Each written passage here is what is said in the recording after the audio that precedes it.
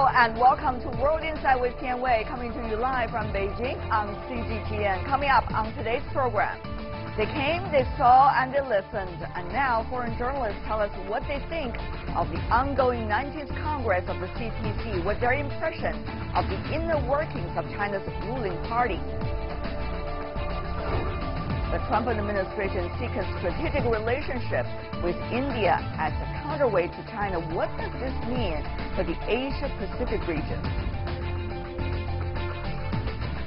The 19th CPC National Congress is on its third day. The event has attracted attention around the world. The journalists from China and abroad gather at the Great Hall of the People in Beijing. This year, about half of the registered journalists are foreign reporters. Let's hear what they expect from the Congress and the country, China. It's drizzling, but the rain hasn't dampened journalists' enthusiasm to cover one of China's most important political events.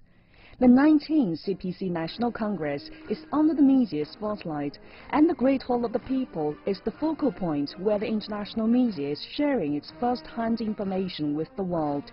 For foreign journalists, they're keen to learn what further messages will be announced by the world's largest political party and how the world's second-largest economy will develop over the course of next 5 years. Zamir is a Pakistani reporter. He's feeling proud and honored to cover the meeting. It's really very significant, and it is after this CPC session, China has a big role to play. China has a huge responsibility on its shoulders, and especially after that Belt and Road Initiative, more than 100 countries who are going to become a part of it. It is the first time that after the adoption of the Belt and Road Initiative, this CPC session is going to held on. So all of us, they are very excited that how CPC is going to talk about that Belt and Road Initiative as well. Others said General Secretary of CPC Central Committee Xi Jinping's speech at the opening session was very impressive, adding that they're focusing on the outcome of China's poverty alleviation efforts, anti-corruption campaign, and economic policies that will not only propel China, but also help other developing and emerging economies. It seems as though they have set some very impressive goals for the next 5 years, one of which is the goal by 2020 to achieve a moderately prosperous nation. There seems to be a big emphasis on this to make sure all Chinese people benefit from the gains and the progress being made here. More than 3,000 journalists from home and abroad have been accredited for the coverage of the 19th National Congress, and this high-profile event has provided a good opportunity for foreign journalists to observe the development of China. So what do foreign correspondents think about the 19th CPC National Congress, how they've been covering this specific event? Let's turn to our panelists here in the Beijing studio. I would like to welcome my two colleagues coming from Afghanistan and also from the Philippines. May I introduce in the Beijing studio Jelly Musico, news reporter of the Philippines News Agency. Welcome. Thank you. Also, let's welcome Parwiz Karokhail, I hope I pronounced your name right, a reporter from Afghanistan, Afghan News. Welcome. Both of you here in China on a 10-month exchange program, but at the same time you got to cover the CPC 19th Party Congress. That's a big event. How you been since your first day here? I mean, covering this Party Congress. Yeah, it's a very great experience to cover such a big event, political big event in China, a great nation. So that's a great opportunity for me. I'm happy to experience that here in China. Get to know China inside out and also in the political circles, I guess. Yes. Yeah. What about you, Parwiz? Thank you so much. Being as an Afghan journalist, it's given me a great opportunity to be here, and it's the first time for me to cover the 19th National Congress of the Communist Party of China. Yearly, last March, I have attended 2 big sessions in the same great Hall of the People. What are they? Like the same, like the. That was also about the National Congress in 15 days, which that was going, and So this time it gave me a deep insight and to attending this CPC National Congress of the Communist Party of China. Both of my colleagues here from the Philippines and Afghan, they are writing their reports. So you have warned me before coming over here that you're not used to be on camera. Yes. So don't worry, don't be nervous. Let's get to some of the fields that you are really familiar, which is exactly the story. What are the stories that your constituency back at home will be very interested in? I understand that, Jelly, that you are covering the presidential office when you were working in the Philippines. And now you are here covering China. What kind of report are you bringing back? Yeah, before I came here, I was covering the president, but now that I am in China, I used to report good things about China, and this time, during the CPC Congress, I made the report about what the president said, that General Secretary Xi Jinping, that he said that the CPC will lead China to become a moderately prosperous society by the two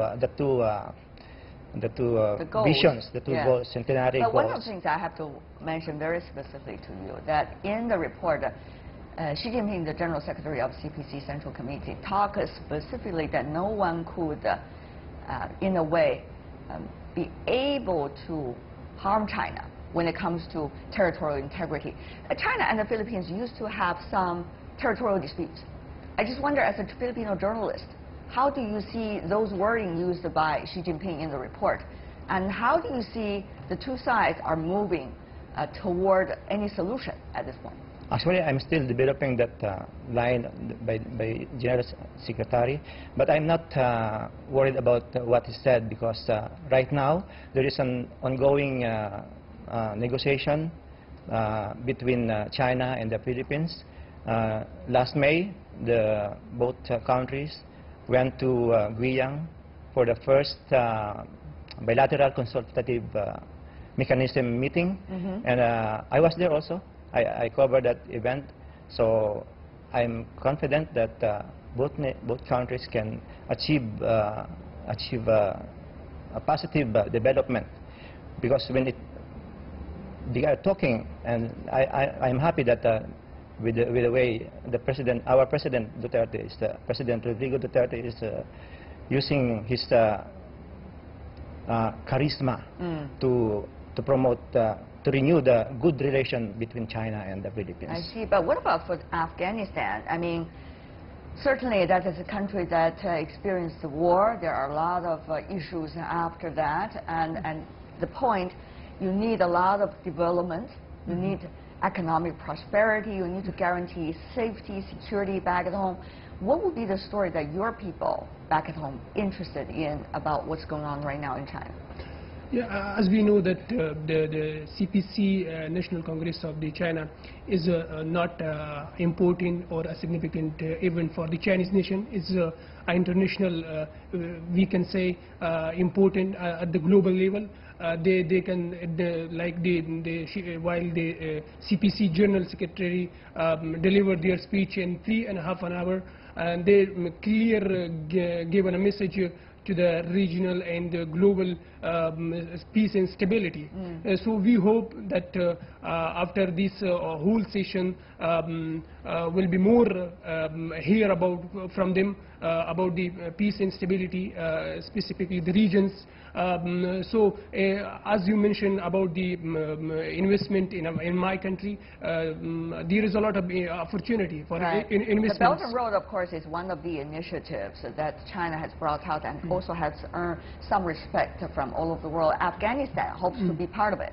I think Afghanistan is not officially the part of the Belt and Road initiative.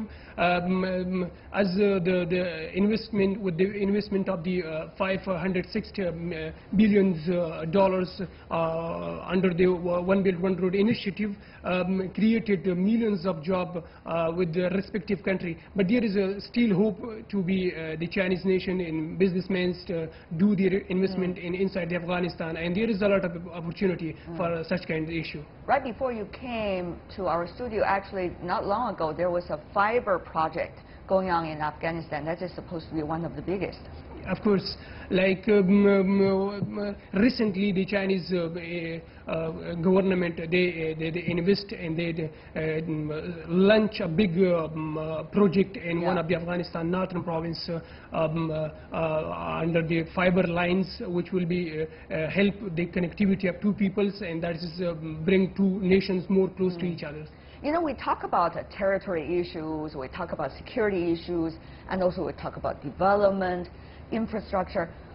All of this is actually part of a big debate as to what kind of world we want and what would be the voices coming from emerging developing countries. Has China laid out an interesting and also helpful case study for countries to have a different model of development?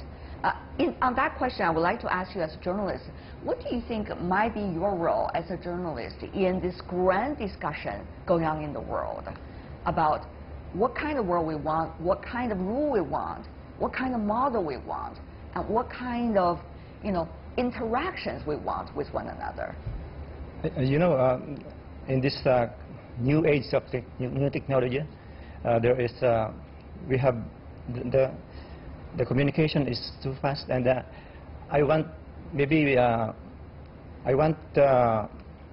see our world leaders to talk more, promote the dialogue, and we in the media, we can report more positive stories so that we can have a world with peace and so that when there is peace, the economic development will follow. I see. Yeah. There seems to be some editorial choices you want to make. What about you, Parwiz?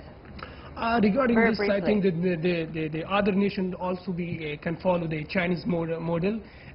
Through this, they can achieve what they want, and they will be reach as soon as quick to their goal. I think the Chinese model is so far is going successful, and personally, I agree with the Chinese model, and I hope the other nation have to be follow that.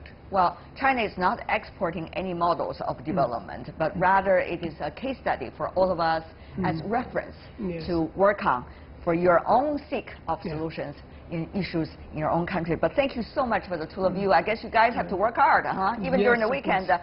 Jelly Musico and Parwiz Karokhail, thank you so much for joining us. And you're watching World Insight with Tian Wei. We'll be back after this. Welcome back. You're watching World Insight with Tian Wei. After bidding goodbye to two young journalists coming from developing countries, I'm having a quote-unquote old China hand sitting with me here in the studio. Jimmy Flor Cruz, who is the former CNN Beijing bureau chief. Of course, he has been here in China for more than 4 decades. Wow. Yes. How time passed. I know. Jimmy, what a welcome to you. Thank you. Thanks for having me. Longest serving foreign correspondent ever in China. When you see your younger colleagues, like the two that we have just met, and many others from all over the world come to Beijing and cover this Party Congress, I'm sure you have a lot of different kind of feelings toward it. Well, of course, I'm happy for them that they're getting the access to a very important event like the Party Congress, but I also feel nostalgic a little bit and kind of remember myself being in the Great Hall of the People and doing the same thing. 13th Party Congress. Yes. That was a long time ago. That was the time when you were covering. Yes. As the first foreign correspondent. As the first group of foreign correspondents to cover the event 30 years ago. We felt very privileged, very excited, of course, because, months and years before that, foreign journalists were confined to just reading the tea leaves, so to speak, and, guessing what's going on. And you're very skillful in that, I know that. Well, it took a while to figure it out. So we would drive around Beijing and look for if there are many cars parked in the hotel, possible venues and then we will hear it days later, the Party Congress has victoriously closed, right? And that's when we write our stories based on Chinese media reports. Yeah. But of course, things have changed. You know that more than 3,000 journalists coming to cover the event, more than half of them are actually non-mainland journalists, meaning from other parts of the world. So, but the question is, what about the transparency? What about what is going on right now, the style of communication between the Chinese Communist Party and, let's just say, the media? Right. I think it's important that we bring in as many foreign journalists to China, not just this time, but many times. And when we bring them in, you have to give them, you have to treat them nicely. You have to give them access to news and newsmakers. This is the kind of nicely that you're talking about, right? Right, and have them have a good experience. Because to really know China, to understand China, you have to experience China with all the fun and the difficulties, with all the exhilaration and frustrations. And that's China, the ups and downs, you know, the nuances of the story. And only then can we, the foreign journalists, have a good sense of what's really going on in China. There has been a lot of discussion here in China. You know, people do not understand why they say when foreign correspondents cover China, they always cover China, quote unquote, in a negative way as they see it. Some say there are two reasons. One is that many of the foreign correspondents are parachute in and parachute out. 2 or 3 years, hard to get to know a country as complicated as China. Also, for the United States, it's the same thing. You can't just get to know the United States through 2 years, right? Right. And on the other hand, there's probably a distrust between the Chinese public or some members of the Chinese public and, let's just say, so-called Western media. I will use so-called because that, of course, is a man-made phrase. Correct. So what is your take about this disconnect? Of course, I won't pretend to represent or speak in on behalf of the foreign news organizations and colleagues. Right. But I would suggest that China is such a complicated story. It's a huge country with very complex history and reality. So it's really a challenging news beat for us to cover. And the point is that there is no single story or single picture that can encompass, can define China's complexity. So we have to look at the totality of our reporting to really determine if we are getting it right or wrong. Sure, we have gotten it right or wrong sometimes, but I think we have to keep in mind that these are very dedicated foreign journalists who are trying to cover and get China right. And I think the key too is for them to get the access to news, to the newsmakers, to officials. And when they do, I think they do a good job. Right. As a correspondent, I used to work in Washington, D.C., and you used to work in China for more than 4 decades. We understand you got pressure from both sides, right? You got pressure in the home country where they sent you. Right. Because they have a different set of understanding compared to what you have on the ground. Sure. You also have pressure from the country that you're covering. They are believing you should do a better job in describing, quote unquote, the closest to truth. Right. About what's happening in that country. You're really moving closer to the positive side. Right. So you got pressure as a correspondent on both sides. How to, balance these pressure and explain to not only your constituencies, but also to the editors, those newsmakers, and also many of those that are dealing with you through bureaucracy. It's a big task. It is. And I think one key word there is the gatekeepers that we call, the editors in the home offices of news organizations. So quite often they're the ones who decide what stories to run, what stories to kill, and what stories to commission from us. And I think it's just as important to bring them over to China. Seeing is believing. And I've seen it, bringing in our editors from New York or Washington. And after their trips here, they kind of change. Right. They get more interested in the story, but also they're more discriminating, they're more sophisticated, and they appreciate the nuances of the story instead of just being a black and white story. Those 2 previous journalists, they are on a 10-month trip to China. I guess they learn more than just sitting back at home in their home office trying to write a story about China. Having said that, though, I read your story. The very last story you put on CNN, as a correspondent after years serving for them. And you said at the end of it, for your own sake and for China's sake, you hope China will become a strong and yet peace-loving country.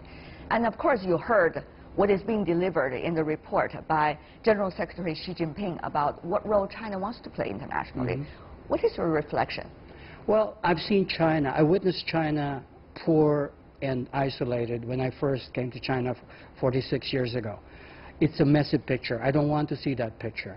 So I really hope that China will become a modern, prosperous, and self-confident state. The question is, how will China use the newfound power and influence?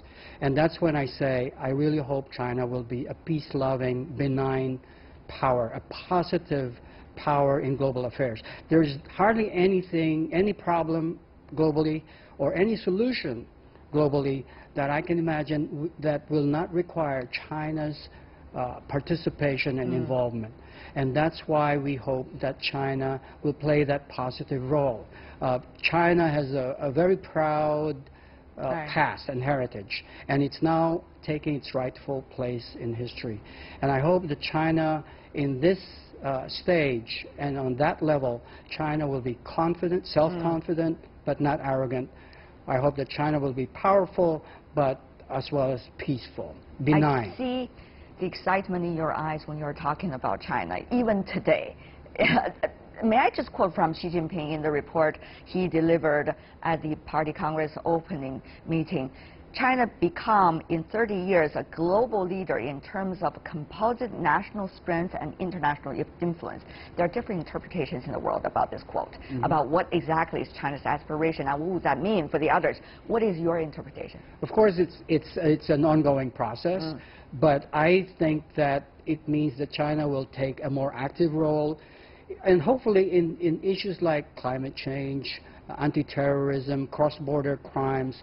Those are the kind of problems that China can take the lead in finding solutions for that. And in that sense, China will play a very positive role. And of course, more than 4 decades ago, you were here as a Filipino Communist Youth League, right?